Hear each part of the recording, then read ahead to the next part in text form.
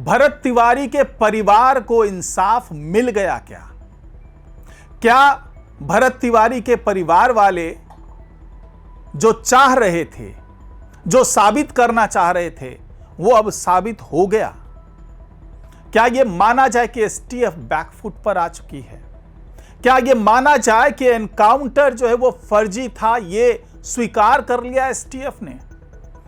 क्योंकि press conference करके STF ने जिस तरह के दावे किए, जिस तरह का खुलासा किया, उससे अब यह लगने लगा है कि न्यायिक जांच आयोग की रिपोर्ट तो भले बाद में आए, लेकिन उससे पहले ही जो संबंधित पक्ष है उसने घुटने टेक दिए हैं, हथियार डाल दिया है। तो इसका प्रभाव क्या पड़ने वाला है? क्या भरत तिवारी के परिवार को कोर्ट से भी जीत मिलेगी? और न्यायिक जांच आयोग ने भी संकेत दे दिया है। यह सब कुछ समझेंगे आज की इस खास रिपोर्ट में। अंदर की बात समझेंगे कि क्या है और क्यों मैं आपको कह रहा हूं कि एसटीएफ ने घुटने टेक दिए हैं। तो आज की इस अंदर की बात में आखिर तक जुड़े रहिएगा। नमस्कार, मैं हूं डॉक्टर सुरजीत सिंह और आप देख रहे हैं YBN बिहार झारखंड। तो भरत तिवारी का एनकाउंटर 17 जून 2026 को हो जाता है। उसके बाद से तमाम कयास लगाए जाते हैं, तमाम दावे किए जाते हैं, तमाम आरोप लगाए जाते हैं। पुलिस और एसटीएफ का अपना आरोप है, प्रशासन का अपना आरोप था कि भरत तिवारी जो है वो अवैध असलाहा लेकर के उसके ऊपर फायरिंग करने वाला था और आत्मरक्षार्थ जो है उन्होंने गोली चलाई, जिसमें भरत तिवारी की मौत हो गई। लेकिन वो ये भूल गए कि जिस कहानी को वो सच साबित करना चाहते हैं वो तो पहले ही ब्रॉडकास्ट हो चुका है, जहां ये सब कुछ वायरल हो चुका है। क्योंकि इस सारी घटना जो हो रही थी उस वक्त, उसका लाइव टेलीकास्ट खुद भरत तिवारी कर रहे थे। तो आखिरकार कैमरे के आगे जो दिखा और जो कैमरे के पीछे हुआ, उन दोनों के बीच में कितना अंतर था? क्या वाकई जो दावा किया गया वहां के प्रत्यक्षदर्शियों ने बताया कि सब कुछ फेक तरीके से हुआ, एनकाउंटर जैसी कोई चीज हुई ही नहीं, बल्कि यह सीधे सीधे कोल्ड ब्लडेड मर्डर था। नृशंस जो है हत्याकांड जिसको कह सकते हैं, वो किया गया एसटीएफ के जवानों के द्वारा, पुलिस के द्वारा, प्रशासनिक अधिकारियों के द्वारा। लेकिन इसको चुनौती दी, पुलिस ने भी चुनौती दी और कोर्ट में अपना पक्ष भी रखा। लेकिन इसी बीच में एसटीएफ के डीआईजी एक प्रेस कॉन्फ्रेंस करते हैं। कल जब यह प्रेस कॉन्फ्रेंस हो रहा था तो उन्होंने दावा किया कि हमने पिछले कुछ महीनों में 19 एनकाउंटर किए हैं, जिसमें से 3 की मौत हुई है और बाकी घायल हुए हैं। वो हाफ एनकाउंटर दोनों की बात हो रही थी। अब जब ये कह करके एसटीएफ के डीआईजी अपनी पीठ थपथपा रहे थे तो उनको यह अंदाजा नहीं था कि उनके पास सवाल कुछ और भी आएंगे जो उनके मुंह का जायका खराब कर देंगे। सवाल मीडिया वालों ने किया कि अपनी इस उपलब्धि की लिस्ट में क्या आपने भरत तिवारी का नाम भी शामिल किया है? अब यहीं से खेल जो है वो पलटता है। साफ तौर से एसटीएफ के डीआईजी ने कह दिया कि नहीं, हमने उनका नाम इस लिस्ट में नहीं डाला है। अब यहां से दूसरा सवाल होता है कि आपने उनका नाम क्यों नहीं डाला? एसटीएफ का वो अभियान था, एसटीएफ का ऑपरेशन था और उसमें मौत हुई है भरत तिवारी की, और आप लोग दावा कर रहे हैं कि वो एनकाउंटर था। तो क्या आप ये मान चुके हैं कि एनकाउंटर नहीं था, इसलिए उनका नाम इस लिस्ट में नहीं डाला?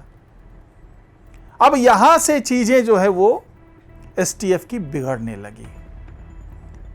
अब उनके पास जवाब देने के लिए कुछ नहीं था, क्योंकि वो भी ऐसा मान चुके थे। उनका जो बॉडी लैंग्वेज था उसको देख करके साफ तौर से अंदाजा लगाया जा रहा था कि वो भी लगभग ये मान चुके हैं कि जो हुआ वो सही नहीं हुआ था, वो गलत हुआ था।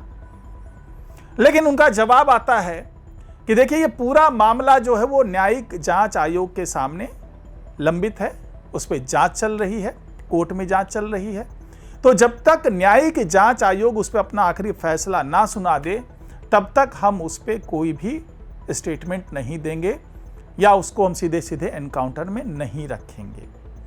अब ये तो वो बात हुई कि भाई आप बचना चाह रहे हैं पूरे मामले से, कि अगर आपका दावा था कि एनकाउंटर है तो एनकाउंटर लिस्ट में डाल देते ना, लेकिन ऐसा नहीं हुआ। साफ तौर से न्यायिक जांच आयोग की बात सामने लाई गई और यह कहा गया कि अभी कई पहलुओं पर जांच चल रही है। हालांकि एसटीएफ का जवान अक्षय कुमार जो है इस मामले में गिरफ्तार हो चुका है, उसके खिलाफ मामले दर्ज हो चुके हैं, कई पुलिसकर्मियों का निलंबन हो चुका है। तो ऐसे में एसटीएफ का यह दावा करना कि जब तक फैसला नहीं हो जाता तब तक हम इसे एनकाउंटर में नहीं डाल सकते, तो बाकी जो एनकाउंटर हुए क्या उनके मामले लंबित नहीं है? क्या उसको मान लिया गया कि वो एनकाउंटर सही था? और भरत तिवारी का मामला चूंकि उछाल दिया गया, इस पे जांच बैठ गई, इसलिए आप उसको नहीं मान रहे एनकाउंटर फिलहाल। तो ये वो संकेत है जो ये साबित कर रहा है कि भरत तिवारी के मामले में एसटीएफ अब बैकफुट पर आ गई है। उसे भी ये लगभग एहसास हो चुका है कि जो कुछ हुआ वो गलत हुआ। अब सोचिए, जिस तरीके से भरत तिवारी के परिवार वाले अलग अलग पहलुओं को उठा रहे हैं, जिस तरीके से सम्राट सरकार ने भरत तिवारी के परिवार को मुआवजा देने का ऐलान कर दिया, जिस तरीके से सरकार ने भरत तिवारी के परिवार के एक सदस्य को सरकारी नौकरी देने की घोषणा कर दी, उसने पहले ही लगभग ये साबित कर दिया है कि जो हुआ वो गलत हुआ। क्योंकि अंतरिम रिपोर्ट जो आई है आयोग की, उसमें भी ये लगभग कह दिया गया है कि एनकाउंटर फर्जी था, फेक एनकाउंटर था। तो जब फेक एनकाउंटर की ओर इशारा कर रही है, जब आयोग की जो अंतरिम रिपोर्ट है, क्योंकि उसी अंतरिम रिपोर्ट के आधार पर सरकार ने मुआवजा देने की घोषणा की, नौकरी देने की घोषणा की, तो एसटीएफ मान क्यों नहीं लेती? क्यों अभी भी वो आयोग की जांच की आड़ में अपना मुंह छिपाना पसंद कर रही है? क्योंकि जो भरत तिवारी का परिवार है उसे उसने एक ही मांग रखी है कि हमें इंसाफ चाहिए।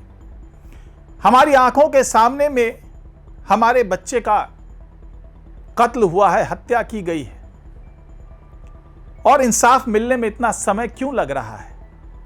मानवाधिकार आयोग ने भी नोटिस भेजा सरकार के पास, मुख्य सचिव के पास, कि भाई आप इसका जवाब दीजिए। उसके बारे में भी आगे कई चीजें चल रही, उस पर भी जांच हो रही है। और सीधे तौर पे जो मांग की गई है कि भाई जो लोग इसमें दोषी हैं, चाहे वो प्रशासनिक अधिकारी हो, पुलिस हो, एसटीएफ हो, सबको अपराधी मान करके हत्या की जो तमाम धाराएं होती है वो धाराओं के तहत इन पे मामला चलना चाहिए और इनको भी वही सजा मिलनी चाहिए जो एक हत्यारे को मिलती है।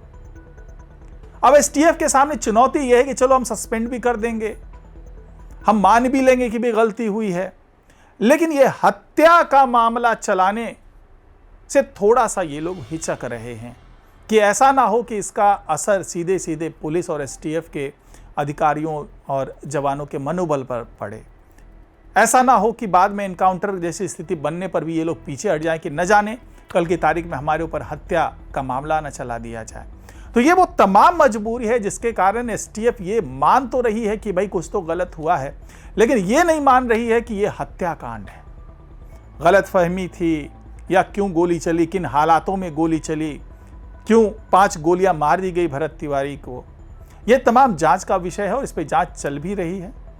लेकिन सीधे सीधे अब जिस तरीके से एसटीएफ ने अपना रुख दिखाया है, जिस तरीके से साफ तौर से कह दिया कि भाई इस पर जांच चल रही है, इसको हम एनकाउंटर की लिस्ट में नहीं डाल रहे हैं, उससे लगभग ये एस्टैब्लिश हो चुका है कि भरत तिवारी मामले में बैकफुट पे एसटीएफ भी जा चुकी है और सरकार भी जा चुकी है।